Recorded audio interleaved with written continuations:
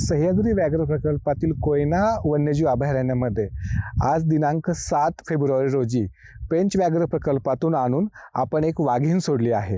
ही वाघीण साधारणतः 4 ते 5 वर्षाची असून हिला आपण 5 तारखेला संध्याकाळी पेंच व्याघ्र प्रकल्पामध्ये पकडण्यात आले आणि रस्त्याच्या मार्गे आणि बोटच्या मार्गे तिला आणून कोयना वन्यजीव अभयारण्यामध्ये निसर्गमुक्त करण्यात आले आहे। सह्याद्री व्याघ्र प्रकल्पामध्ये आलेल्या 3 वाघिणींमुळे सह्याद्रीतलं एकंदर पर्यटनाची वृद्धी होत आहे, पर्यटकांची येण्याची संख्या वाढत आहे, होमस्टेची संख्या वाढत आहे।